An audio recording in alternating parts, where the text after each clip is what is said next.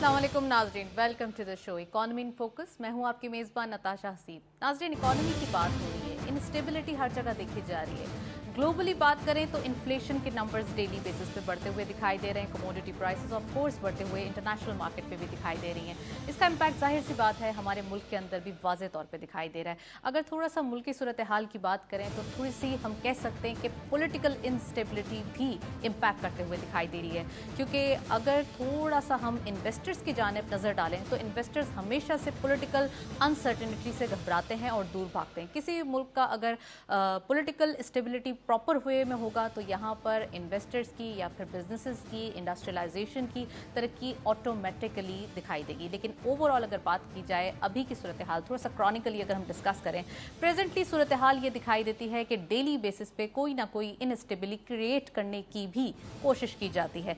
यानी कि अगर जैसे रिजीम चेंज होने के बाद, इस गवर्नमेंट के आने के बाद अगर टफ डिसीजंस लिए गए और अगर हम बताएं कि पॉलिटिकल थोड़ा सा अनसर्टेनिटी को काबू करने की कोशिश की गई, पेट्रोलियम मसनूआत की कीमतें यानी कि टफ डिसीजंस लिए गए, थोड़ा सा ये भी देखा गया कि IMF का मुआहदा भी था, उससे भी बैकआउट नहीं कर सकते थे और उस एग्रीमेंट के तहत हमें तमाम टफ डिसीजंस लेने थे। उन डिसीजंस को लेने के बाद हमने देखा कि इन्फ्लेशन के थोड़े नंबर्स भी इंक्रीज हुए। यहाँ पे इन्फ्लेशन के नंबर्स को थोड़ा सा टाइटनिंग करने के लिए पॉलिसी रेट को थोड़ा सा हायर साइड पे लेके गए। ओवरऑल हमारी एक पूरी थोड़ी सी अगर सर्कल पे नज़र डालें या ये चेन कनेक्टेड दिखाई देती है, जिसका इम्पैक्ट अभी थोड़ा सा हमें ये इस तरफ जो है वो रिजल्ट या फिर नतीजे की तरफ लेके जा रहा है कि हमें थोड़ा सा पेशेंस रखना है और इनस्टेबिलिटी को या फिर पैनिक को या केओस को बढ़ने से रोकना है।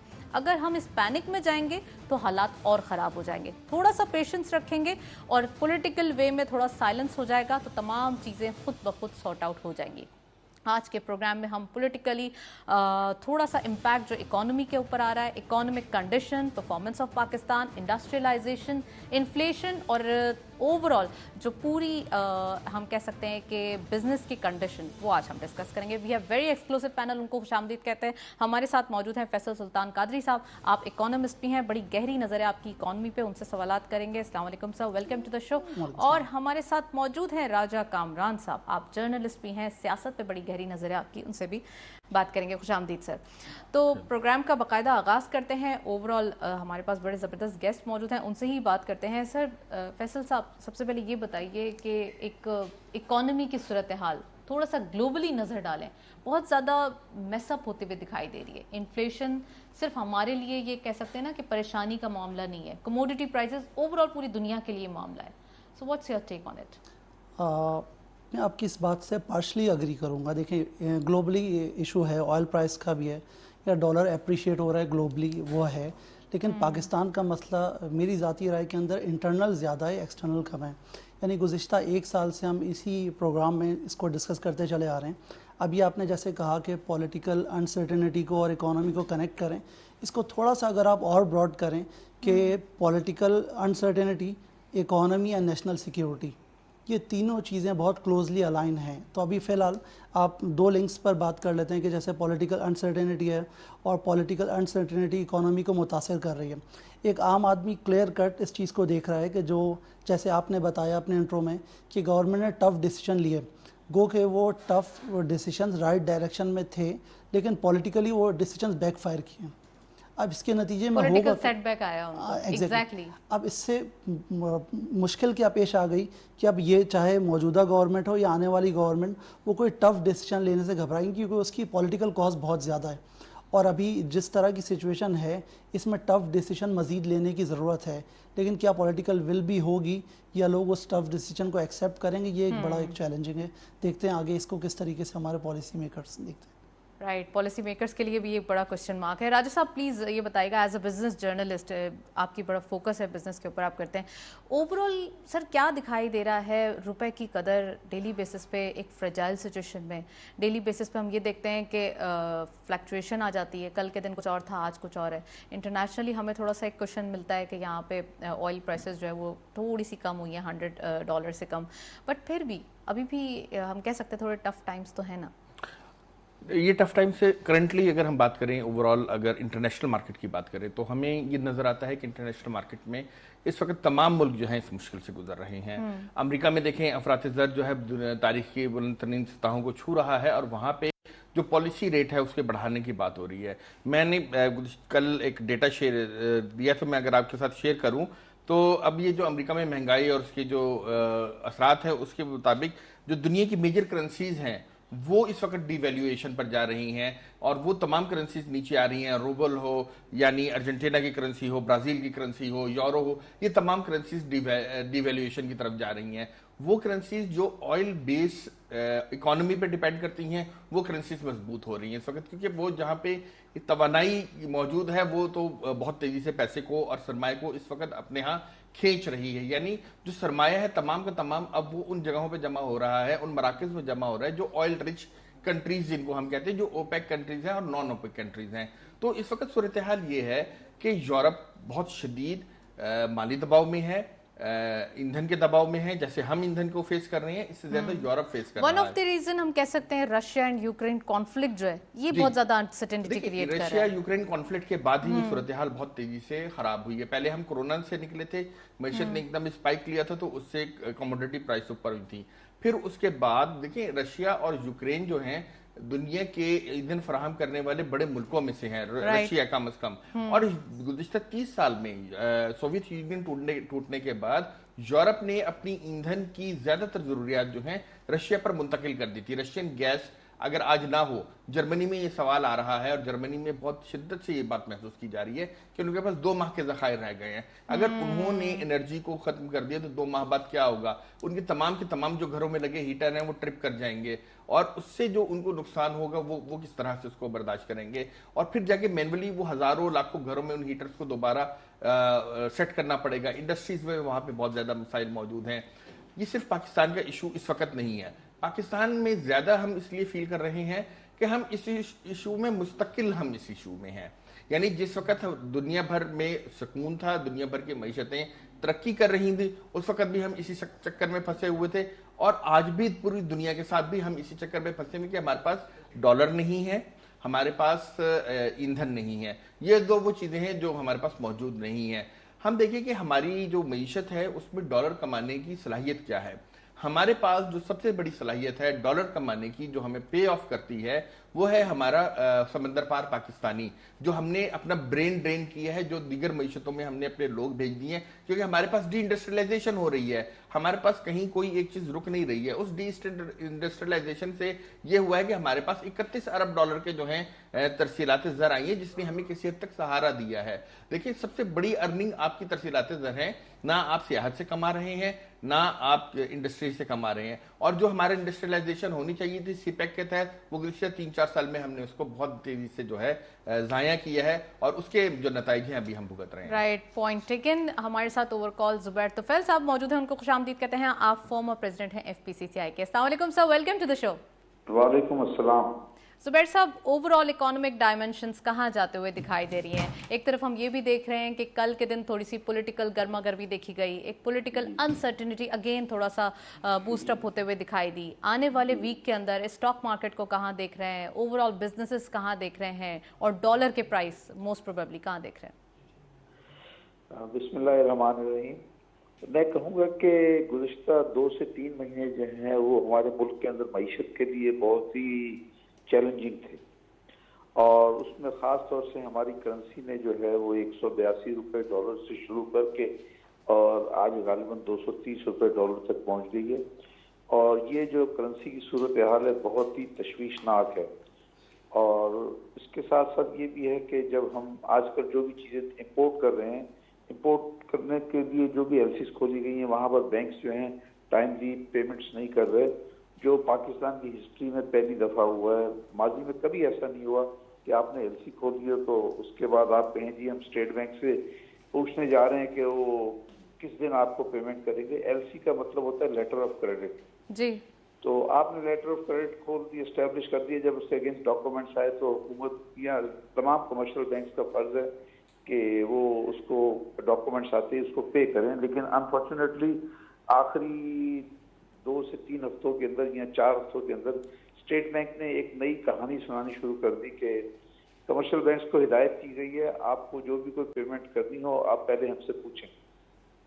इसमें ज्यादा बेहतर होता कि स्टेट बैंक एलसी खोलने पे पाबंदी लगा देता, या इतनी खोलने देता जितनी जरूरत थी या जितने उनके पास डॉलर मौजूद थे।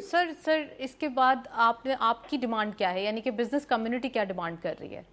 हमारी डिमांड ये है कि नंबर 1 तो ये सबसे पहले कि स्टेट बैंक का गवर्नर मुकर्रर किया जाए, परमानेंट स्टेट बैंक का गवर्नर मुकर्रर किया जाए।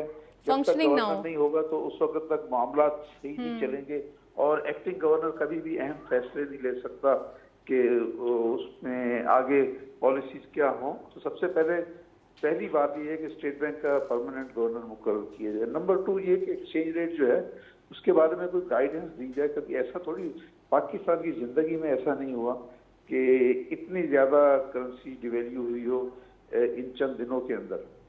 तो मैं चाहूंगा दूसरा ये कि एलसी जो है, अगर आपके पास फॉरेन एक्सचेंज की शॉर्टफॉल है तो एलसी खोलने के ऊपर इनडायरेक्ट पाबंदी लगाई जा सकती है। वो ये है कि कहीं जी आपने एलसी खोलनी 100% मार्जिन जमा कराएं। आपकी एलसी ओपनिंग जो है ना, वो खास तौर पे मैं ये कहूँगा जितनी फिनिश्ड गुड्स हैं, आप फिनिश्ड गुड्स की इंपोर्ट के ऊपर 100% कैश मार्जिन कर दें, जैसा पल्सेस वगैरह के ऊपर अभी ऑलरेडी है। जी नहीं है ना, उसको और बढ़ा दें। अभी बहुत सारी चीजें जिन पे नहीं है। फिर सर ये तो बिजनेस डिस्करेज हो जाएगा ना, वो कहेंगे कि हमारा सारा जो एक कैपिटल है वो यहाँ पे स्टक हो गया है। नहीं, बात ये है ना कि जब आपके पास डॉलर नहीं है, वो पोजीशन ज्यादा खतरनाक होगी कि जब आपके डॉक्यूमेंट्स आए और आप उसको पे ना कर सकें। उस बेइज्जती से बचने के लिए ज्यादा बेहतर ये है कि एलसीज कम खोली जाएं। एलसीज उतनी खोली जाएं जितनी के बैंक के पास फॉरेन एक्सचेंज है जिसका वो डॉलर पे कर सकता है। चलिए 100% मैं कहता हूँ सिर्फ फिनिश प्रोडक्ट पे, बाकी जो रॉ मटेरियल है उनके ऊपर ना लगाया जाए, उनको ऐसे कर देंगे 25% या 25% उनसे मार्जिन दें। कोई ऐसा बैलेंस करना होगा। देखिए, अगर आप एलसी खोलने के बाद अगर बैंक उसको पे ना करे फॉरेन एक्सपोर्टर को, तो हमारी बहुत ज्यादा बदनामी होगी, उससे बचा जाए। सर इसके साथ साथ जो एक पॉलिटिकल हम कह सकते हैं अनसर्टेनिटी हो रही है, उसका कितना इम्पैक्ट आप देख रहे हैं? आने वाले वीक्स में क्या एक्सपेक्टेशन है और बिजनेस कम्युनिटी क्या सोच रही है एक्चुअली? देखिए, बदकिस्मती से हमारा पॉलिटिकल सिचुएशन जो है बहुत ही अनस्टेबल है। हर हफ्ते में कोई नई सिचुएशन अराइज होती है, जैसे कि कल पंजाब के अंदर हुई। पंजाब में चीफ मिनिस्टर के बारे में जो भी वोटिंग हुई, फिर उसका रिजल्ट आया। उस रिजल्ट के बाद जो है तमाम उस रिजल्ट के बाद आज दोनों पार्टियां जो हैं वो सुप्रीम कोर्ट के अंदर मौजूद हैं, और मैंने आखिरी 1 घंटे में तो नहीं देखा कि उसका क्या रिजल्ट आया। लेकिन अब अगर एक जो भी सुप्रीम कोर्ट का वर्डिक्ट आता है तो उसके बाद फिर एक दफा एक नया चीफ मिनिस्टर आएगा या यही रहेगा, ये सारी चीजें जो है ना, इसका स्टॉक मार्केट पे बहुत नेगेटिव इम्पैक्ट आएगा। आप देखिए स्टॉक मार्केट बराबर गिर रहा है, और मुझे अगर कोई ये पॉलिटिकल इंस्टेबिलिटी दूर ना हुई और करेंसी भी इसी तरह से डिवैल्यू होती रही, तो अगला वीक जो है हमारी इकोनॉमी के लिए बहुत सख्त होगा। Right, very well analysis. Thank you so much. Zubair साहब आप हमारे साथ मौजूद थे, काफ़ी डिटेल आपने बताई। ओवरऑल ऑब्वियसली अगर पॉलिटिकल स्टेबिलिटी आ जाए या फिर बिजनेस कम्युनिटी की जो डिमांड है वो है क्लैरिटी, अगर क्लैरिटी आ जाती है तो ऑटोमेटिकली चीज़ें बेहतरी की तरफ आ जाएंगी। Thank you so much Zubair साहब। फैसल साहब प्लीज़ मुझे ये बताइए कि ओवरऑल क्लैरिटी की बात की जा रही है, stock market already sentiments driven होती है, अब यहाँ पर सेंटिमेंट्स डेली बेसिस पे बहुत ज़्यादा हम कह सकते हैं कि रिलक्टेंट देखे जाते हैं, डेली बेसिस पे कोई ना कोई नया महाज खुलता हुआ दिखाई देता है। आप क्या समझते हैं, आपका क्या पॉइंट ऑफ व्यू है कि ओवरऑल बिजनेस कम्युनिटी के लिए, या फिर अगर एक्सपोर्ट बढ़ानी है, अपने फॉरेन एक्सचेंज को बढ़ाना है, तो उनके लिए ये ज़रूरी है कि एक्सपोर्ट्स को बढ़ाने के लिए थोड़ा सा एक लेवल फील्ड भी तो क्रिएट की जाए? So what's your take? जी देखिए, सबसे पहले तो मैं जुबैर साहब की बात को थोड़ा आगे बढ़ाऊँगा। जैसे इन्होंने बताया, जो पिछली मॉनेटरी पॉलिसी अनाउंस हुई थी या उससे पहले भी जब अनाउंस हुई थी, तो चैम्बर ऑफ कॉमर्स ने, federation of Pakistan chamber of commerce ने क्लियर कट रिजेक्ट कर दिया था। लेकिन जाहिर है बिज़नेस कम्युनिटी के रिजेक्ट करने से प्रैक्टिकली कोई फ़र्क तो नहीं पड़ा, इंटरेस्ट रेट पहले भी बढ़ा, अभी भी बढ़ा। ये प्रॉब्लम स्टार्ट हुआ है मई 2019 में। मई 2019 की जो डील थी IMF की, उसकी 3 कंडीशंस थी जिस पर अमल, क्योंकि उस ज़माने में कोविड था, आपकी इकोनॉमी श्रिंक की हुई थी, तो उसके असरात ज़्यादा नज़र नहीं आए थे। वो असरात अब नज़र आए। एक तो वो फिक्स मैनेज फ्लोटिंग से मूव किया था, which is known as market based exchange rate. अब इसके बाद स्टेट बैंक रिस्पॉन्सिबल नहीं और है। स्टेट बैंक की ऑटोनॉमी भी सर, इसको भी तो आप हाँ, बताएं ना। नहीं एग्जैक्टली, दोनों हाँ चीजें। जी बिल्कुल, वो तो 1956 जो एक्ट था SBB 1956, ये 2 चीज़ें करने के बाद अब आप मिनिस्टर ऑफ फाइनेंस को तो तनकीद भी आपके कर हाथ सकते बन हैं, जाते हैं अब। उससे तो आप पूछ भी सकते हैं। गवर्नर स्टेट बैंक से तो इज़ अनटचेबल नाउ, अब आप नहीं पूछ सकते। दूसरी बात, अब आप देखें वो रिस्पॉन्सिबल भी नहीं है। अगर आप उनसे पूछें या आप अगर ट्वीट पढ़ें, परसों जो ऑफिशियल ट्वीट आई है, इन्होंने 3 रीजंस बताए एक्सचेंज रेट बढ़ने के। एक तो बताया बैलेंस ऑफ ट्रेड का जो डेफिसिट आ रहा है या करंट अकाउंट डेफिसिट आ गया, दूसरा पॉलिटिकल अनसर्टेनिटी, तीसरा ये तमाम बर्डन शिफ्ट कर दिया गवर्नमेंट पॉलिसीज़ के ऊपर। तो स्टेट बैंक की जिम्मेदारी कहाँ गई? जैसे जुबैर साहब फरमा रहे थे कि जब तक परमानेंट गवर्नर स्टेट बैंक नहीं आएगा कोई टफ डिसीजन वो भी नहीं लेंगे, but just in case permanent governor State Bank आ भी जाता है, क्या आप उससे कोई क्वेश्चन कर सकते हैं जैसे आप वज़ीर ख़जाना को कर सकते थे? नो, अब आप उससे ये पूछ नहीं सकते, क्योंकि अब अगर रेट ऑफ अगर आपके पास एक्सचेंज रेट बढ़े तो उनके पास क्लियर कट जवाब है कि तो मार्केट ड्रिवन है, अगर मार्केट में डिमांड बढ़ेगी तो प्राइस बढ़ जाएगी। उनके पास तो सिंपल यही है। चलें सर, ये तो सूरत हाल हुई, सोल्यूशन क्या है हमारे पास? सोल्यूशन देखें, हाँ, अब सोल्यूशन के लिए आपको कनेक्ट करना पड़ेगा इसको नेशनल सिक्योरिटी से। एक पॉलिटिकल अनसर्टेनिटी, इकोनॉमी और नेशनल सिक्योरिटी। तो जब कौमी सलामती पर बात आएगी तो तमाम स्टेक होल्डर्स को सम और दी अदर बैठना पड़ेगा। आप ये नहीं कह सकते, क्योंकि देखिए आसान रास्ता चार्टर ऑफ इकोनॉमी लाजमी तौर पे, आप देखिए एक मजबूरी है, क्योंकि पहले भी हम डिस्कस करते थे, एक पार्टी बैठना चाह रही है दूसरी नहीं बैठ रही, या दूसरी बैठना चाह रही है पहली प्राइम पार्टी। मिनिस्टर साहब जब अपोजिशन लीडर थे तो उस वक्त यही एक ओवरऑल उनकी पेशकश थी कि आप जो है वो एक चार्टर ऑफ इकोनॉमी कर लें ताकि इकोनॉमी हर्ट ना हो, किसी भी तरीके से हमें जो ये टफ टाइम देखना पड़ रहा है वो ना हो, प्लीज। एग्जैक्टली देखें हुआ क्या, अनफॉर्चुनेटली कि PTI जब गवर्नमेंट में थी तो वो इनको अपने साथ बैठाने पे तैयार नहीं थी। अब वो अपोजिशन में है तो अगेन वो फिर भी बैठने को तैयार नहीं है। अच्छा। तो सम और दी अदर हमें किसी ना किसी तरह बैठना पड़ेगा, क्योंकि लाखों करोड़ों लोग उन सबके साथ हैं, उनकी फॉलोइंग है। और जैसे आपने सेंटिमेंट्स की बात की, जब तक ये अनसर्टेनिटी रहेगी या बहुत ज़्यादा हर्ट करेगी इकोनॉमी को, और इकोनॉमी हर्ट होगी, आपकी नेशनल सिक्योरिटी हर्ट होगी। आपको पता है कि 580 अरब से 1580 अरब से आपको 80 अरब रुपए डिफेंस स्पेंडिंग में कम करने पड़े IMF के कहने की वजह से, और ये सिलसिला आगे जाके रुकने वाला नहीं है। अच्छा, पिछले साल 2200 अरब रुपए इंटरेस्ट पेमेंट थी, इस साल 3600 अरब रुपए है, जो कि अगले साल 4500 बिलियन होने वाली है। यानी आपकी डिफेंस स्पेंडिंग 1500 अरब और आपकी इंटरेस्ट पेमेंट 45,000 बिलियन, तो 3 टाइम्स ज़्यादा हो जाएगी। फिर आपके पास स्पेस कहाँ है? और आप अच्छा उसको फिल करने के लिए अगर आप मज़ीद लोन लेते हैं, इसका मतलब है अगले आने वाले साल में इस पर भी इंटरेस्ट पे करना है और आगे उस पर भी इंटरेस्ट पे करना है। तो ये एक बड़ा मुश्किल मामला है, टफ डिसीजन लेना पड़ेगा। लेकिन जो गवर्नमेंट 1-1.5 साल के लिए है वो कोई इतना टफ डिसीजन ले नहीं सकती। तो अल्टीमेटली कोई ऐसा कलेक्टिव सॉल्यूशन होगा जिसमें सब ऑन बोर्ड हों। अब ये किस तरह से होता है, let's hope for the best. Collective decision लेना होगा। मैं अगेन राजा साहब से पूछना चाहूँगी कि क्या सूरत हाल दिखाई देती है। राजा साहब, सर ने तो बता दिया कि चीज़ें ऐसे और इस तरीके से मैस हुई हुई हैं और इसको कंट्रोल किया जाएगा।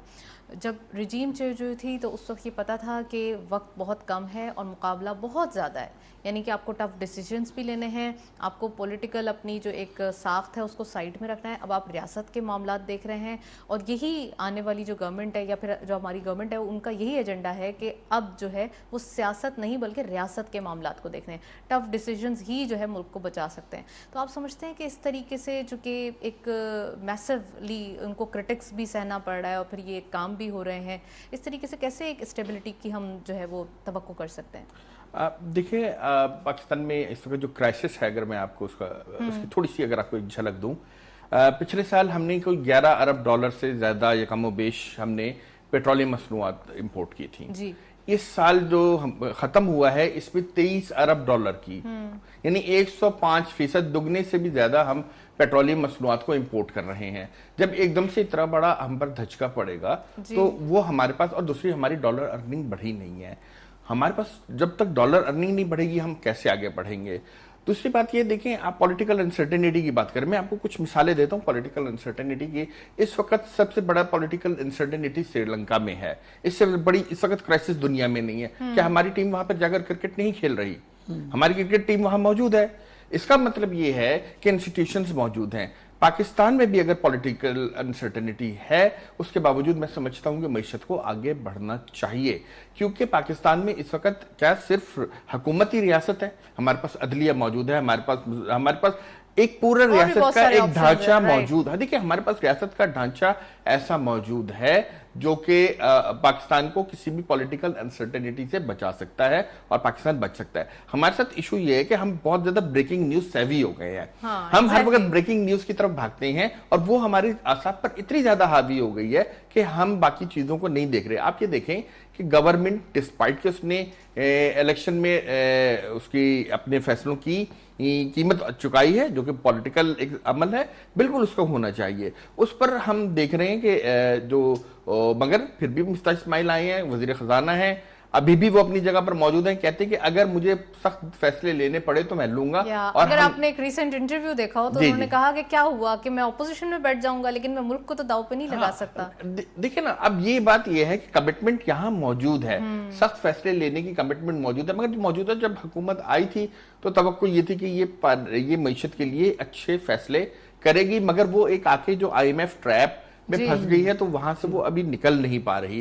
अगस्त में हम देख रहे हैं कि जब IMF बोर्ड का इजलास हो जाएगा अगस्त के आखिर में, तो ये हमें अदम इस्तेहकाम खत्म होता हुआ नजर आएगा, क्योंकि हमारे पास जो डॉलर्स हैं वो आना शुरू हो जाएंगे। लेकिन राजा साहब ये भी तो बताइए ना, जो फैसल साहब ने हाईलाइट किया है कि 2019 में जो IMF से मुआहिदा किया गया, तो क्या उस वक्त ये चीज नहीं सोचा गया था कि इसके इतने रिपोर्कशंस बाद में आ जाएंगे? मेरी बात सुनिए, IMF का मुआहिदा क्या कहता है? हमें कहता है कि अपने खर्चे कम करें जी, क्या गलत कहता है? टैक्स बेस बढ़ाएं, क्या गलत है? IMF कहता है कि अपनी जो ब्लीडिंग वो हैं आपकी जो कंपनीज हैं उनको आप प्राइवेटाइज करेंगे, उसको अपने बर्डन से हटाएं, क्या वो गलत कहता है? IMF कहता है कि आपका जो डिफेंस बजट से ज्यादा आपका जो है सर्कुलर डेट मौजूद है, 2500 अरब रुपए का आपके पास बिजली का सर्कुलर डेट है, 1500 अरब रुपए का आपके पास गैस का सर्कुलर डेट है, क्या आप उसको खत्म नहीं करेंगे? सर्कुलर डेट्स को खत्म करें, ठीक है, सर्कुलर डेट्स को खत्म करें, अपनी मईशत में एफिशिएंसी लेकर आए। हम क्यों हमेशा इन्फ्लेशन पुश रहते हैं, हम एफिशिएंसी पुश क्यों नहीं जाते हैं? हम जब ये तमाम चीजें खत्म करेंगे, देखिए कल की सब्सिडी, आज की सब्सिडी कल का कर्जा है, हम आज तो खा के खुश हो जाएंगे, मगर अदा हमें को करना होगा। समझते हैं ओवरऑल जितना भी एनालिसिस देखा जाता है, एक कमोडिटी प्राइसेस सबसे बड़ा एक चंक क्रिएट करते हुए इंपोर्ट बिल के ऊपर दिखाई दे रहे हैं। देखिए अब हमने एक फैसले किए, हमने कुछ फैसले किए, हमने RLNG पर अपनी इंपोर्ट अपनी एनर्जी को लेके गए। जब शाहिद खान अब्बासी ने RLNG का मुआहिदा किया तो वो $4 पर MMBTU था, ठीक है। उसके बाद आप स्पॉट पर जाते थे, आपको $12 पे मिल जाता था। इस वक्त $40 पर भी कोई आपको RLNG देने के लिए तैयार नहीं है। क्यों? रूस एंड यूक्रेन की जंग के बाद जो डायनेमिक्स चेंज हुई है और बहुत तेजी से यूरोप ने RLNG को अपनाना शुरू किया है। हम में किसी में सकत नहीं है दुनिया में कि वो खरीद सके। इस वक्त पाकिस्तान नहीं, 12 से ज्यादा मुल्क ऐसे हैं कि जो तवानाई की गुर्बत का शिकार है। $4 का जिक्र किया है, तो उस वो $4 के ऊपर नैब के केसेस भी हो गए, उनको सजा भी दी गई, और अब जो है वो सारी चीजों की खमियाजा भी भुगतना पड़ रहा है। नैब का क्या करूं, बड़ी शर्मिंदा होता हूं जब नैब के चेयरमैन और नैब की तमाम सूरत हाल सामने आती है। बहरहाल अदालतों ने जो बात कही हुई है नैब के बारे में, के लिए नहीं यूज करना चाहिए। देखिए ना, नैब के बारे में जो बात आई है, वो अदालतों ने जो बात कही है कि ये पॉलिटिकल इंजीनियरिंग का इदारा रहा है। मैं मिलता रहा हूं सिंध हुकूमत के लोगों से, कोई मिनिस्टर फाइल करने के लिए तैयार नहीं है, कोई ब्यूरोक्रेट फाइल करने के लिए फाइल साइन करने के लिए नहीं, नैब आ जाएगी, नैब आ जाएगी। आपने इकोनॉमी को खत्म करके रख दिया है। सिर्फ ये जो एहतसाब RDX के हवाले से जो है वो कहा गया कि RDX बिछा के गए इकोनॉमी के ऊपर, तो ये किस हद तक सही है बात? देखिए जिस वक्त जैसे ये अगर ये फ्री फ्लोट करेंसी को देखते हैं या डिफरेंट और भी करेंसी फ्री फ्लोट में मेरा जो नजरिया है, मैंने इस पर कुछ अर्सा पहले एक ब्लॉग भी लिखा था। देखिए इसकी 3-4 डायनेमिक्स होती हैं। आप करेंसी को कहाँ रखना चाहते हैं? अगर आप करेंसी को मुस्तहकम रखना चाहते हैं, उससे जो करेंसी का है आपको सरमायाकारी आती है, आपके पास लोग आते हैं, आपके पास इन्वेस्टमेंट होती है और लॉन्ग टर्म व्यू लेते हैं। अगर आप करेंसी को एप्रिशिएट करते हैं ٹھیک ہے, تو اس سے آپ کی امپورٹس بڑھتی ہیں. اب آپ کو دیکھنا ہے کہ اگر آپ کو امپورٹس زیادہ کرنی ہے تو آپ کرنسی کو اپریشیٹ کرتے ہیں. اگر آپ کرنسی کی ڈیپریسیشن کی طرف جاتے ہیں جس پر اب ہم جا رہے ہیں, تو اس کا ایکسپورٹ سرپلس جو ہے ہمارے پاس ہونا چاہیے. ہمارے پاس ایکسپورٹ سرپلس نہیں ہے, اور یا آپ کے پاس آپ کی امپورٹ ڈسکریج ہوتی ہیں, ایکسپورٹ انکریج ہوتی ہے. مگر ہم نے دیکھا ہے کہ ہم ویٹ بھی امپورٹ کر رہے ہیں, ہم چینی بھی امپورٹ کر رہے ہیں, ہم دالیں بھی امپورٹ کر رہے ہیں, ہم خوردنی تیل بھی امپورٹ کر رہے ہیں. ایک طرف جب ہمارے پاس سرپلس ہوتا ہے ویٹ تو اٹھا کے ہم اسے ایکسپورٹ کر دیتے ہیں اور ملک میں شارٹ فال پیدا ہو جاتا ہے. سر یہ تو بہت ساری ہم کہہ سکتے ہیں کہ مس مینجمنٹ کے خمیازے جو ہے وہ اب بھگتنا پڑ رہا ہے. جی بالکل ایسا ہے کہ ہمیں اپنی, دیکھیں ایک بات میں سب سے کہتا ہوں کہ ہمیں اپنی ملک میں انڈسٹریلائزیشن کرنی ہے, اور اس میں ہم نے اپنے ایگریکلچر کو بھی انڈسٹریل اسکیل پر لے کر جانا ہے. ہمیں چھوٹے کسان کے بجائے ہمیں انڈسٹریل اسکیل کے فارم ہاؤسز چاہیے, ہمیں فارمرز چاہیے جو ہمیں انڈسٹریل اسکیل پر لے جا سکے. ویلڈ پوائنٹ ہے, انڈسٹریلائزیشن کرنی ہے, راجہ صاحب کا کہنا ہے. فیصل صاحب یہ بتائیے کہ اس مارک اپ ریٹ پہ, اس پولیٹیکل جو ایک ویو کے ساتھ آپ بول رہے تھے نا کہ یہ بھی چیز دیکھی جا رہی ہے, تو یہ پالیسی ریٹ کے اوپر کیا ممکن ہے کہ انڈسٹریلائزیشن ہو سکے؟ ایک انڈسٹریلسٹ ہمیشہ یہ سوچتا ہے کہ اس کو پروفٹ کیسے ہونا ہے, تو وہ تو بولے گا فکس ڈپازٹ کی طرف جاؤں, کیوں میں اپنا رسک ایپیٹائٹ بڑھاؤں. جی بالکل. سب سے پہلے تو میں راجہ صاحب کو بہت زیادہ اپریشیٹ کروں گا کہ انہوں نے آئی ایم ایف کا کیس بہت اچھی طرح پریزنٹ کیا ہے. بالکل ویل ڈن. اچھا وہ باتیں بالکل ٹھیک ہیں اور میں 100% اگری کرتا ہوں جتنا آپ نے کہا, لیکن پرابلم یہ ہے کہ جس وقت یہ کانٹریکٹ ہوا تو اس وقت گورنر اسٹیٹ بینک نے ایک پریس کانفرنس کی تھی, تو مجھے تو وہ پریس کانفرنس اچھی طرح یاد ہے. انہوں نے 3 چیزیں بتائی تھی اور انہوں نے کہا کہ ہم جس پالیسی کو اڈاپٹ کر رہے ہیں اس کے 3 امیڈیٹ امپیکٹ ہوگا. نمبر 1 انہوں نے کہا تھا امپورٹس کم ہو جائیں گی. نمبر 2 کہا تھا کہ اس کے نتیجے میں بیلنس آف ٹریڈ کا ڈیفیسٹ کم ہو جائے گا. نمبر 3 انہوں نے کہا کہ یہاں پر انڈسٹریلائزیشن بڑھے گی کیونکہ جب امپورٹس کم ہوگی تو امپورٹ سبسٹیوشن کی طرف جائیں گے. اور فارچونیٹلی 6 مہینے کے اندر وہ تینوں چیزیں صحیح ثابت ہوئی. امپورٹ بھی کم ہو گئی, ٹریڈ ڈیفیسٹ بھی کم ہو گیا, 3 میں سے 2 چیزیں. لیکن وہ کم کیوں ہوئی تھی؟ کیونکہ کووڈ کی وجہ سے آپ کی اکانومی شرنک کر گئی دسمبر 2019 میں. اور آپ کی امپورٹ کی اگر آپ کمپوزیشن دیکھیں تو سب سے پہلے آپ کے پاس آئل ہے, دین مشینری ہے اینڈ کیمیکل ہے. اب جب آپ کی انڈسٹریز بند ہو گئی تو oil import, machinery import, chemical import, اس کی وجہ سے امپورٹ بل بہت کم ہو گیا. اور اس کے بعد جب آپ صرف ڈیٹا دیکھیں تو آپ کو لگے گا کہ اسٹیٹ بینک نے پالیسی چینج کی اور امپورٹس بھی کم ہو گئی, بیلنس آف ٹریڈ کا ڈیفیسٹ بھی کم ہوا. اور اس وقت ہمارے جو پرائم منسٹر ہیں انہوں نے مبارکباد بھی دی کہ وہ سرپلس میں بھی چلا گیا تھا. وہ جو مجھے ان کو ٹویٹ یاد ہے کہ قوم کو مبارکباد دی, وہ اس وجہ سے سرپلس میں گیا, پہلی بار تاریخ میں جو ہے وہ چلا گیا, وہ اس وجہ سے گیا تھا. ایکسپورٹ نہیں بڑھی تھی, انڈسٹریز بند ہونے کی وجہ سے امپورٹ بہت کم ہو گئی تھی. اس کے اگلے ہی مہینے جیسے صورتحال نے جب ریوائیو کیا تو وہ جب سرپلس سے دوبارہ ڈیفیسٹ میں گیا, مجھے یاد ہے گورنر اسٹیٹ بینک نے قوموں کو مبارکباد دی. بھی آپ دیکھیے گا ریکارڈ پر ہے, انہوں نے کہا کہ یہ سگنل ہے کہ ہم اب جب ڈیفیسٹ پہ جا رہا ہے balance of trade, it means that we are going on the right path. تو سرپلس پہ جانے پہ پرائم منسٹر نے مبارکباد دی اور ڈیفیسٹ میں گورنر اسٹیٹ بینک نے مبارکباد دی. تو کون سی مبارکباد صحیح تھی یہ بھی بتا دینا سر تاکہ پتہ چل جائے. وہ ابھی بتا دوں گا, ٹھیک ہے. اچھا ایشو کیا تھا کہ اس کے بعد ہمیں پوچھنا چاہیے تھا کہ جو 3 آبجیکٹیو انہوں نے رکھے تھے, کیا یہ پالیسی اچیو کرنے کے بعد تینوں میں سے ایک آبجیکٹیو بھی اچیو ہو گیا یا نہیں ہوا؟ اس کے علاوہ جو کنسسٹنسی آف پالیسی, اس کے اوپر بڑی ہم کیسے کوشچن مارکس ہوتے ہیں, بڑے پوائنٹ آؤٹ کیے جاتے ہیں چیزیں. تو کنسسٹنٹ پالیسی آپ کون سی پالیسی سمجھتے ہیں کہ کنسسٹنٹ رکھنی چاہیے؟ یہ بھی تو سر دیکھیں نا کہ جتنی آپ نے ایک سیکٹر کو فوکس کر کے ایک پالیسی دے دی اور پھر اس کے بعد تمام سیکٹر پہ اس کے نیگیٹو امپیکٹ ہیں. اگر ایکسپورٹ کی پالیسی دیں تو تمام ایکسپورٹرز کو دینی چاہیے, چاہے وہ کچھ بھی ایکسپورٹ کر رہے ہوں, تاکہ انسینٹو سب کو ملے کیونکہ وہ ملک پہ زر مبادلہ لا رہے ہیں. اس کے بارے میں بتائیے. اس میں ایک سچویشن آپ سمجھ لیں, بالکل میں لوگوں کو بھی سادہ الفاظ میں سمجھا دوں کہ ہر مہینے ہمارے پاس $5 ارب آ رہے ہیں. یعنی جیسے راج صاحب نے بتایا کہ تقریباً $2.4 بلین ریمیٹنسز آ رہی ہے اور $2.6-2.7 بلین آپ کے پاس ایکسپورٹ سے آ رہے ہیں. یعنی $5 ارب آ رہے ہیں اور $7.5 ارب جا رہے ہیں ہر مہینے. تو بالکل کلیئر رکھیں کہ $2.5 ارب we need $2.5 billion every month. اب کیا یہ گیپ ہم لون لے کر پورا کرتے رہیں گے؟ کب تک کریں گے؟ یہ اصل ایشو جی. تو اچھا دوسرا ہمارے کچھ دوست تجزیہ نگار وہی کہتے ہیں کہ ہمیں ایکسپورٹ بڑھانی چاہیے. آپ ڈیٹا دیکھیں, ہم نہیں بڑھا سکے نہ, یعنی ہم ابھی بھی مونو کراپ ہیں. آپ کی کاٹن خراب ہو جائے 70% ایکسپورٹ خراب ہو گئی, یا 4 ممالک سے تعلقات خراب ہو گئے 60% ایکسپورٹ خراب ہو گئی, تو ہم ڈائیورسیفائی نہیں کر سکیں. اس کا مطلب ہے پریکٹیکل ایشوز ہیں. وہ ایشوز ہمارے جو بھی چیمبر سے دوست آتے ہیں وہ اس کو کلیئر کر بتاتے ہیں.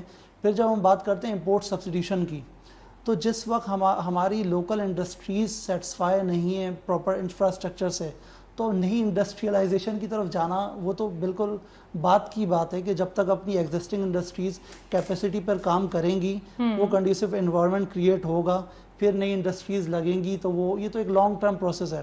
شارٹ ٹرم کے اندر پھر بات آ جاتی ہے کہ آپ جب پالیسی بنائیں گے، کنسسٹنٹ پالیسی اس وقت بن سکتی ہے جب تمام اسٹیک ہولڈر آن بورڈ ہوں، جو کہ ایک المیہ ہے کہ نہیں ہو پا رہے. یعنی آپ اکانومی پہ، آپ ہیلتھ پہ، آپ نیشنل سیکیورٹی پہ، پچھلی گورنمنٹ میں آپ دیکھیں کہ ریئل اسٹیٹ سیکٹر کو بالکل ریلیکس کیا ہوا تھا. رائٹ. اب آ کے ریئل اسٹیٹ سیکٹر کو بہت زیادہ ٹائٹ کر دیا گیا ہے. آپ بات کریں یہاں پہ آباد والوں کو بلائیں یا دوسروں کو بلائیں، تو ایک بالکل ٹرن ہے جس کی وجہ سے کیا ہو رہا ہے، وہ بھی ریلیکٹنٹ ہیں. دوسرا انٹرسٹ ریٹ بڑھنے کی وجہ سے جو ہمارے جو بھی انویسٹر ہیں وہ بھی پریشان ہیں، کیونکہ انٹرسٹ ریٹ ابھی بڑھ رہا ہے، آنے والے مہینے میں پھر بڑھے گا. اچھا ایک چیز اور سر اگین پھر اس کے اسٹیل سیکٹر کے اور سیمنٹ سیکٹر کے کموڈیٹی پرائز بھی بڑھ رہے ہیں، پھر اس کا بھی ایک امپیکٹ ہے. ایگزیکٹلی. اچھا ایٹ دی سیم ٹائم جب 1% انٹرسٹ ریٹ بڑھتا ہے تو گورنمنٹ کی انٹرسٹ پیمنٹ میں 200 ارب روپے بڑھ جاتا ہے. یہ بھی ذہن میں رکھیے گا کہ گورنمنٹ کے جو لون ہے انویسٹر پہ جو اثر پڑے گا وہ تو الگ ہے، گورنمنٹ کے اپنے بجٹ پہ کیا امپیکٹ پڑے گا. 1% انٹرسٹ ریٹ مینس 200 بلین روپی بجٹ پہ. تو اب آپ دیکھ لیں کہ آگے جس طرح سچویشن جاری ہے، آسان تو نہیں ہے ڈیفینیٹلی. اچھا اب آسان راستہ کسی کے پاس بھی فرض کریں 1 سال 1.5 سال کے لیے حکومت ہے تو وہ چاہے گا وہ ریلیف دے، اس کو تو سوٹ کرتا ہے کہ ریلیف دے، آنے والا آئے گا جو بھی ہے وہ اس کو فیس کرے گا. Right sir. اگر ایسا ہوتا تو پھر پیٹرولیم پرائسز نہ بڑھائے جاتے 1 مہینے میں 2 بار 3 بار؟ ہاں کیا سمجھتے ہیں آپ؟ بڑا مشکل فیصلہ تھا اور بڑا ان یوزول تھا. مجھے تو لگتا تھا کہ نہیں کریں گے، بٹ اس سے پتہ چلا کہ یہ بہت زیادہ سیریس ہے. یعنی انہوں نے پولیٹیکل کاسٹ پہ اکنامک ڈیسیشن لیا. یہ ایک بات بالکل میں ایگری کرتا ہوں. تو خان صاحب تو اس سے بیک آؤٹ ہو گئے تھے، وہ جو IMF سے معاہدہ تھا کہ ہم سبسڈی نہیں دیں گے، وہ 10 روپیز جاتے جاتے کم کر گئے. جی بالکل. وہ ٹریپ تھا جس کی طرف آپ نے نشاندہی کی. مجھے تو وہ ٹریپ لگتا ہی ہے کیونکہ وہ پولیٹیکل ڈیسیژن تھا اور یہ ایک ملک کے لیے. رائٹ. تو تھوڑا سا ہمارے ویورز بھی دیکھ لیں اور یہ چیزوں کو آئیڈینٹیفائی کریں. آپ آنکھوں دیکھیں مکھی تو نہیں کھا سکتے، ظاہر سی بات ہے. پلیز راجا صاحب یہ بتائیے کہ ایک سر نے کہا کہ پالیسی ریٹ ایکچولی یوز کیا گیا ایز اے ٹول انفلیشن کو کم کرنے کے لیے. تو سر ایسا کیوں ہوتا ہے ہر بار کہ پالیسی ریٹ ہی بڑھایا جاتا ہے؟ دیکھیں میں گزشتہ 15 سال سے اسٹیٹ بینک کی مانیٹری پالیسی کو مانیٹر کر رہا ہوں، اور جو بھی مانیٹری پالیسی بیان ہے اس میں 2-3 چیزیں بہت امپورٹنٹ ہوتی ہیں، اور وہ ہوتی ہیں نمبر 1 کہ پاکستان میں اس وقت طلب کا دباؤ موجود ہے، کیونکہ ہمارے پاس جو گڈس کی پیداوار ہے اور گڈس کی جو ہماری ڈیمانڈ ہے ان دونوں میں ایک فرق موجود ہے. دوسرا سب سے اہم بات یہ ہے کہ جو حکومت کی مالیاتی پالیسی ہے وہ مانیٹری پالیسی کو ایڈورسلی افیکٹ کرتی ہے. تیسری بات یہ ہے کہ جو FBR کے ریونیوز ہیں وہ نہیں بڑھ رہے ہیں. ہم FBR کو ایک ایفیشنٹ ریونیو جنریشن ادارہ نہیں بنا سکے ہیں، اور اس کی انیفیشنسیز ہمیں اب بھگتنا پڑ رہی ہیں اور ہم اس کو آگے نہیں بڑھا پا رہے. میرے سامنے FBR کے ٹرانسفارمیشن کا پورا عمل ہوا ہے. FBR میں پیپر سے جو ہے ہم آئی ریٹرن پر آئے ہیں، انٹرنیٹ ریٹرن پر آئے ہیں، مگر اس کے باوجود ہم دیکھ رہے ہیں کہ ہمیں ہمارا FBR اس قابل نہیں ہے کہ وہ جا کر مارکیٹ میں دکانداروں سے ٹیکس کلیکٹ کر سکے. اس کے لیے ہمیں بجلی کے بلوں پر جانا پڑ رہا ہے. بجلی کے بل ویسے ہی بڑھ رہے ہیں، ہم دوبارہ بجلی کے بلوں پر جا رہے ہیں ہمارے ادارے. تو ہمیں اپنی جو انسٹیٹیوشنز ہیں جن میں ویکنس ہے ان کو بہتر کرنے کی ضرورت ہے. ہم نے اس حکومت نے جو ٹیکس اٹھائے ہیں فیصلے وہ بہت ہی یعنی کہ پولیٹیکل کاسٹ کے ساتھ اٹھائے ہیں، اور اس کی جو کاسٹ ادا ابھی کرنے کی ہے اور کرنے جا رہے ہیں. Right sir. 1 منٹ میں یہاں آپ کو پاز کروں گی. ہمارے ساتھ اوور کال امین ہاشمانی صاحب موجود ہیں. آپ بزنس مین بھی ہیں، انالسٹ بھی ہیں، ان کو خوش آمدید کہتے ہیں. السلام علیکم سر، ویلکم ٹو دا شو. وعلیکم السلام. سر سب سے پہلے یہ بتائیے کہ اوور آل ہم کہہ سکتے ہیں کہ اکانومک چیلنجز بہت زیادہ ہیں، تو پلیز آئیڈینٹیفائی کریں کہ وہ کون کون سے چیلنجز ہیں جو زیادہ ہرٹ کرتے ہوئے دکھائی دے رہے ہیں، اور آفٹر دیٹ اس کے سولوشنز کیا ہیں؟ چیلنجز تو ملٹیپل فرنٹ پہ ہے، اور یہ تو آج ایکسٹرنل بڑا چیلنجنگ انوائرمنٹ آ گیا. فوڈ پرائسز، آئل پرائسز بڑھ گئی ہے، تو اس کے لیے وہ جو ہمارے چیلنجز تھے وہ سرفیس پہ آ گئے. ورنہ ہم نے اس کو وہ کہتے ہیں نا بینڈیڈ سولوشن لگا کے دھکا مار کے ہم چلا رہے تھے، وہ kicking the can down the oil کہ دیکھی جائے گی فیوچر میں. رائٹ. تو ہمارے جو بیسک اسٹرکچرل ریفارمز ہے پاور سیکٹر میں آپ دیکھ لیں، بل کلیکشن، پاور لاس ہو رہا ہے، چوری ہو رہی ہے، مس مینجمنٹ ہوتی ہے. آپ FBR کی آپ بات کر رہے ہیں تو ٹیکس کلیکشن نہیں ہوتا، انڈاکیومنٹ the economy, more than 50% of it is undocumented. तो टैक्स कलेक्शन आपके नहीं होते हैं. अभी आपके जो गेस्ट हैं जो कहा कि दुकानदारों से कलेक्ट नहीं करता, दुकानदार से छोड़े, अब डिफेंस के आप फेज 8 देख ले, 7 देख ले, ये मैं हमेशा कहता हूँ पनामा को आप छोड़े, सबसे बड़ा पनामा तो इधर है. आपकी 20-25 करोड़ रुपए की प्रॉपर्टी 2.5-3 करोड़ पे रजिस्ट्रेशन. सर अब की बार जो बजट पेश किया गया है उसके अंदर फिक्स टैक्स रिजीम का एक दिया गया है आपकी बार नहीं, ऑप्शन. ये प्रॉब्लम आपकी चल रही है 40-50 साल से. Right. अब आपसे जब बिल्कुल ही वो पानी सर से गुजर रहा है तो अब सब लोग कह रहे हैं इसके लिए. सो आई एम जस्ट सेइंग ये तो एक है, पावर सेक्टर हो गया, रेवेन्यू कलेक्शन हो गया, आपकी एक्सपोर्ट की कंपेटिटिवनेस नहीं है, आपकी एजुकेशन सेक्टर में आपकी अनएम्प्लॉयमेंट है लेकिन आपको ढंग के लोग नहीं मिलते हैं यहाँ, बिकॉज आपने अपना एजुकेशन सेक्टर आपने पूरा तबाह किया हुआ है. राइट. हेल्थ सेक्टर देखिए, विमेन की जो gender parity level Pakistan is one of the lowest in the world, which is shameful. Afghanistan से हम थोड़ा आगे हैं. तो जब इस किस्म की चीजें होती है फिर हम पूछते हैं कि क्या हो गया, क्यों हो गया. हम पहले अपने घर तो सही करें, और अभी से नहीं 40 साल से हम ठीक नहीं कर रहे. तो इसमें मसला यह है कि सब पॉलिटिकल पार्टी, सब leadership, establishment, business community, civil society, everyone is to be blamed. हम वोट मेरिट पे नहीं देते, हम एथनिसिटी पे देते हैं, या हम अपने एक वो ब्लाइंड फॉलोइंग पे चलते हैं, प्रोविंशियल लेवल पे चलते हैं, रिलीजियस पे डिवाइड करके आप वो चलते हैं. कौन सी पॉलिटिकल पार्टी है जो कि कहती है हम हेल्थ और एजुकेशन पर आकर उन्होंने वोट दिया है? कौन से बिजनेसमैन है जो एडवोकेट करते हैं कि भाई हमें कोटा नहीं दे, हमें सब्सिडीज नहीं दे, आप एजुकेशन पे वो पैसा खर्च करें? तो जब तक स्ट्रक्चरल रिफॉर्म नहीं होंगे पाकिस्तान हमेशा नेक्स्ट IMF प्रोग्राम में भी जाएगा, 30वें तक भी जाएगा IMF प्रोग्राम में, क्योंकि आपके पास बफर ही नहीं होंगे. जब इंटरनेशनल ऑयल प्राइसेस $30-40 पे होगी तो हमारी गाड़ी सही चलेगी, जब $100 पे जाएगी हमारा पट्टा बैठ जाएगा. Right. Well, thank you so much. Amin साहब हमारे साथ मौजूद है. काफ़ी ग्रेट आपने पॉइंट्स जो है वो वैलिड पॉइंट्स पॉइंट आउट किए. तो ओवरऑल ये देखा जा रहा है कि वाकई थोड़े से लूप होल्स हैं, उनको जो है ओवरकम करने की ज़रूरत है. अगर तमाम लूप होल्स पे काबू पा लिया जाए तो काफ़ी सारी चीज़ें अच्छी हो सकती हैं. तो मैं राजा साहब से पूछना चाहूँगी. राजा साहब प्लीज़, फिक्स टैक्स रजीम जो कि ऑब्वियसली अमीन साहब ने पॉइंट आउट कर दिया, टैक्स के हवाले से, टैक्स बेस के हवाले से, और ख़ासकर ये जो एक मिडिल मैन का एक किरदार होता है, इससे छुटकारा कैसे मिल सकता है? देखिए, टैक्सेशन के हवाले से जो इकदाम उठाए हैं गवर्नमेंट ने, अगर आप मिस्टर इस्माइल साहब की बजट स्पीच सुने तो वो कह रहे हैं 3000 अरब रुपए की पाकिस्तान की मईशत में, इस वक्त की मईशत में टैक्स चोरी है जी. 3000 अरब रुपए अगर वो हमारे बजट में आ जाएं तो हमारा टैक्स जो है कलेक्शन वो 6000 अरब रुपए का टारगेट है, तो आप उसको लगाएं तक 9000 अरब रुपए हमारे पास आ जाएंगे. ठीक है, तो हमारा तो बजट का डेफिसिट ही खत्म हो जाएगा. सो हमारे पास जो इस वक्त सूरत हाल है वो ये है कि हमें अपने टैक्स कलेक्शन को बढ़ाना है. FATF भी हमें यही कहता है, IMF भी हमें यही कहते हैं, और दीगर इदारे भी हमें यही कहते हैं. जब हम जब आगे बढ़ रहे हैं तो हमें अपने टैक्स की कलेक्शन को बेहतर और एफिशिएंट करना होगा. हमारे पास देखिए हुकूमती सतहें कितनी हैं, वफाक है, सूबा है, फिर उसके बाद डिस्ट्रिक्ट डिवीजन है, डिस्ट्रिक्ट है, डिस्ट्रिक्ट के बाद जो है यूनियन काउंसिल है, यूनियन काउंसिल के बाद वार्ड. आपके पास इतना बड़ा स्ट्रक्चर मौजूद है आपके पास मुख्तलिफ सतह की गवर्नमेंट्स का, तो उसके लिए आपको उन तमाम सतहों को इस्तेमाल करना चाहिए. हमारे पास इशू ये है कि एफिशिएंसी के हमारे इशू हैं कि हमारे जो ब्यूरोक्रेसी है वो इतनी स्ट्रेंजेंट और इतनी गैर लचकदार है कि वो अपने नटशेल से बाहर आकर बात ही नहीं करती, वो out of the box solution की तरफ आती ही नहीं है.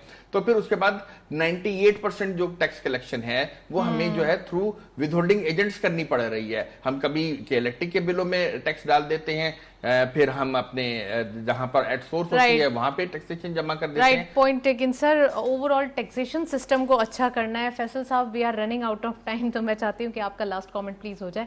ओवरऑल सर, टैक्स के हवाले से ही यही जो एक इश्यूज हैं वो बढ़ते हुए दिखाई दे रहे हैं. एक है डायरेक्ट टैक्स, एक है इनडायरेक्ट टैक्स. ये ऑलरेडी डायरेक्ट टैक्स की बात कर रहे हैं, तो इनडायरेक्ट टैक्स तो already we are collecting so much.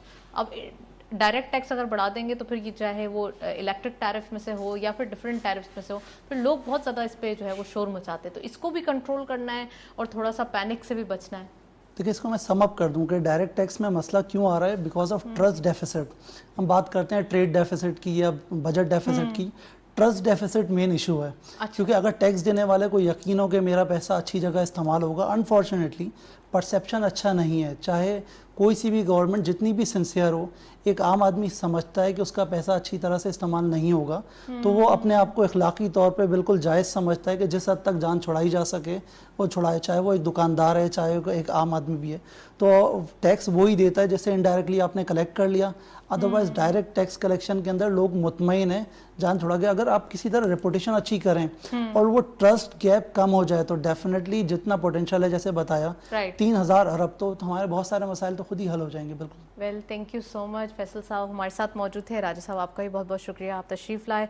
हमारे साथ ओवर कॉल अमीन साहब थे और साथ साथ ज़ुबैर तुफ़ैल साहब थे। तो इन सब का शुक्रिया कि आज के दिन हमने जो डिस्कशन की, इसके अंदर एक कंक्लूजन ये दिखाई देता है कि पॉलिटिकल सेटबैक्स, इसको थोड़ा सा साइड में रखा जाए। रियासत को बचाना है, मुल्क को बचाना है। मुल्क, अगर हम कहें कि बिजनेसेस चलेंगे तो ही मुल्क चलेगा, सनतें चलानी है, इंडस्ट्रियलाइजेशन की तरफ जाना है। That's it. इसी नोट पर प्रोग्राम को वाइंड अप करते हैं। इजाज़त दीजिए, अल्लाह हाफ़िज़।